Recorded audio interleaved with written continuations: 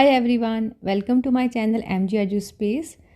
So in today's video, let us discuss all the important things about AP, that is arithmetic progression. ये chapter में formula ज़्यादा नहीं है but थोड़े tricky questions आ जाते हैं. सो फॉर्मूलाज को इन डिटेल अच्छे से समझ लेना सो दैट आप क्वेश्चंस में फिर कैसे उनको अप्लाई करना है वो ईजिली जान जाओगे. Let us start. Arithmetic progression basically है क्या? कोई भी एक सीरीज़ ऑफ नंबर्स जिनमें एक डिफरेंस फिक्स होता है. जैसे ये देखो, फर्स्ट टर्म 1 3, डिफरेंस कितना है 2, 3 5, डिफरेंस 2.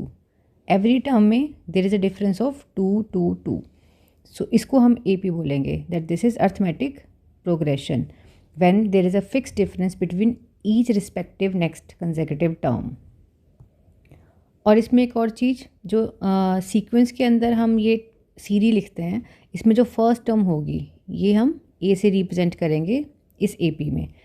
और एवरी 2 कंसेक्यूटिव टर्म के बीच का जो डिफरेंस होगा, second term minus first term, that is represented by small D difference. And dot dot dot का मतलब ये एंडलेस सीरी है. तो nth टर्म क्या हो जाएगा इसका, ए एन, जिसको फाइंड करने के लिए अभी हम फॉर्मूलाज डिस्कस करेंगे. This is the general formula for nth term of an A P. nth term of an A P का मतलब ये था सीक्वेंस, मान लो हमारे पास 1 3 5 7 डॉट डॉट डॉट डॉट.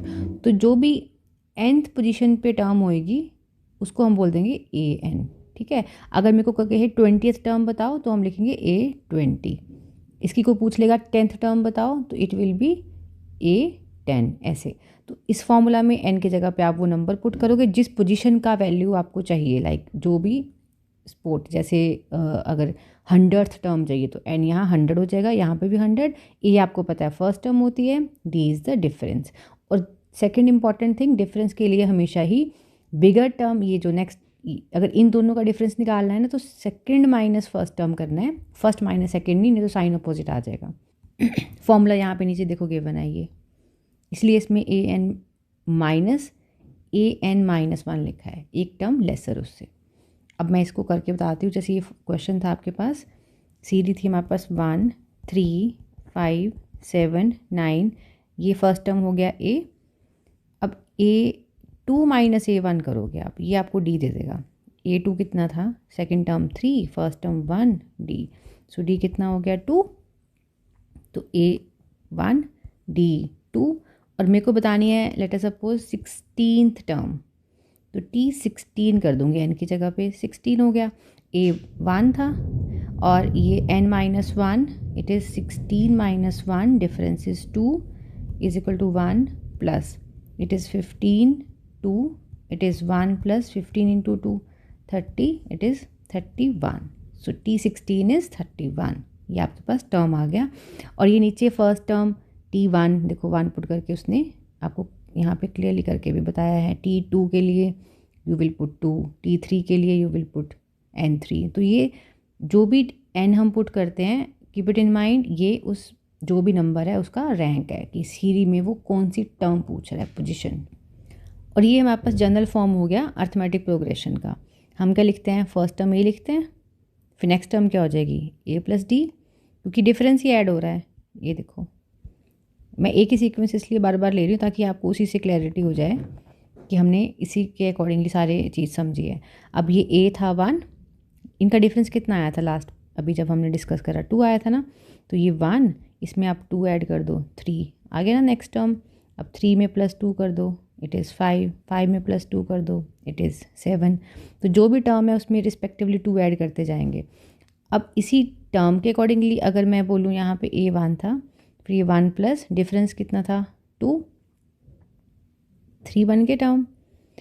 फिर इसने लिखा ए, वही लिखो 2 टाइम्स डी, मतलब कि डी था हमारे पास 2, तो 2 2 ज़ा 4, 4 प्लस 1 5, नेक्स्ट टर्म ये.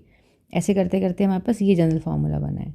अब कभी कभी ना एक मेजर इंपॉर्टेंट थिंग आपको आता है, find out the 3 terms of an A P who sum is this, product is this, ऐसा कुछ भी. तो आपने हमेशा, अगर उसने 3 टर्म बोला है तो 3 टर्म्स कौन सी लेनी है, ए माइनस डी, ए प्लस डी. अगर उसने कहा है 5 टर्म्स, ये 3 टर्म्स के लिए यही 3 टर्म्स लेने हैं हमेशा से। ये 3 टर्म्स के लिए तो हो गया। अब अगर ऐसे उसने हमें 4 टर्म्स कह दिया है तो थोड़ा सा ट्रिकी है, ध्यान रखना। a minus D, a plus D, 2 terms ये। अब यहाँ से कैलकुलेट भी कर सकते हो, पहले मैं टर्म्स लिख देती हूँ। इधर वाली टर्म आ जाएगी एक, थर्ड वन ये, और ये फोर्थ टर्म।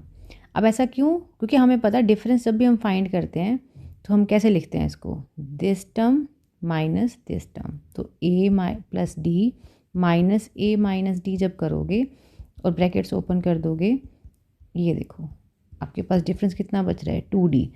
तो इसमें 2d माइनस करके ये आना चाहिए और इसमें 2d प्लस करके ये आना चाहिए। इस करके इसको हम गलती से भी 2d और 2d नहीं लिख देना, ये 3d पे जाएगा। एंड अगर मेरे को बोला हो कि 5 टर्म एज्यूम करो, तब आपने क्या करना है, सिंपली ये जो ऊपर 3 वाली करी थी इसी में आगे चल लोगे। ये देखो सेम, यहाँ तक तो सेम चलेगा जैसे 3 में था, इसमें प्रॉब्लम नहीं है। इधर से एक d और कम कर दो, it is a minus 2d, इधर एक d और ऐड कर दो, it is a plus 2d।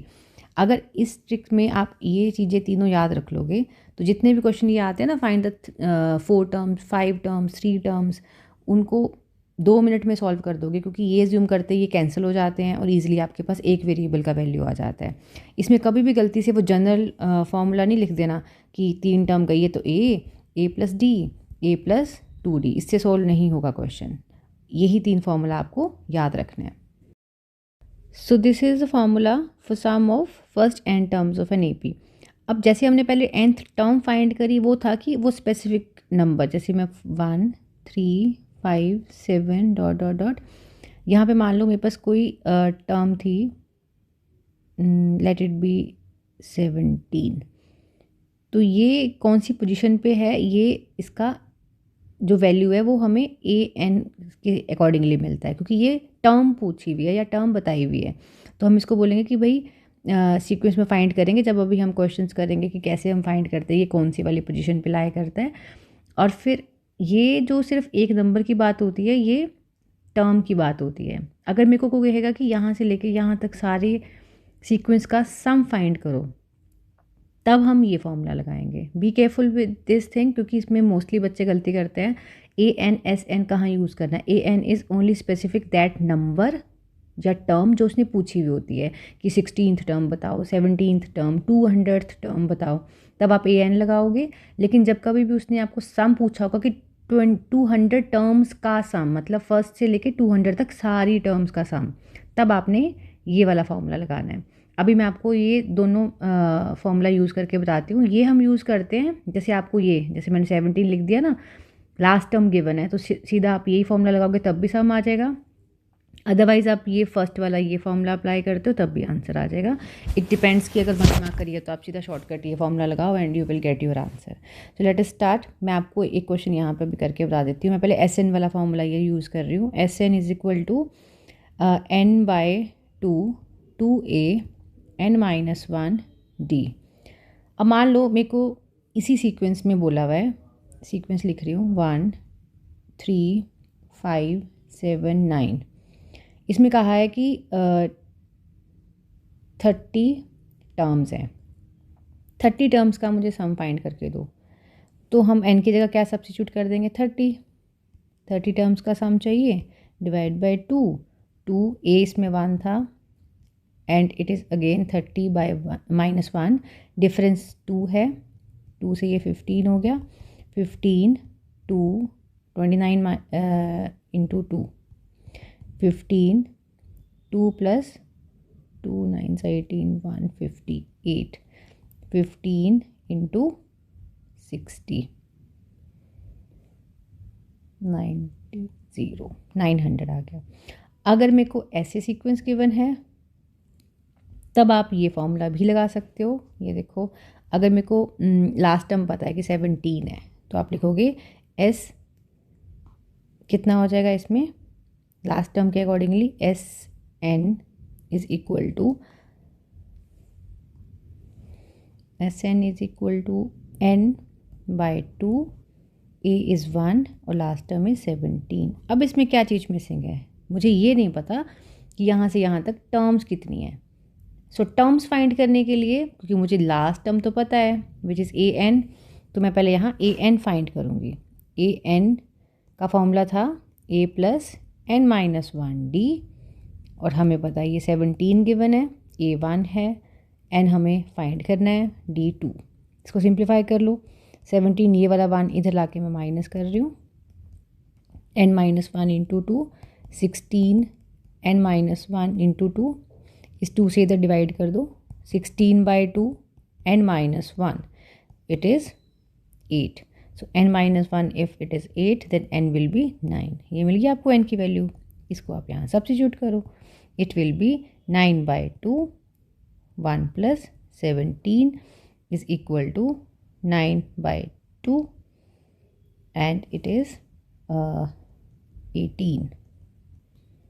9 9s are 81. This is the answer. So ये जस्ट मैंने आपको फॉर्मूला इंट्रोड्यूस करने के लिए 2 क्वेश्चन करा दिए यहाँ पे, जिसमें हमने एन टर्म फाइंड करके लास्ट टर्म की हेल्प से ये फॉर्मूला भी लगा लिया और ये भी। बाकी आप अप्लाई कोई भी कर सकते हो, डिपेंड करता है आपके पास क्या डाटा गिवन है। So rest of the things और कैसे कैसे फार्मूलाज हमें यूज़ करने हैं नेक्स्ट वीडियो में करते हैं, जहाँ पे हम अब लास्ट ईयर के क्वेश्चन डिस्कस कर लेंगे बोर्ड्स के, और प्रैक्टिस भी हो जाएगी, और जितने भी ये फार्मूलाज है अगेन वहाँ पे रिवाइज हो जाएंगे।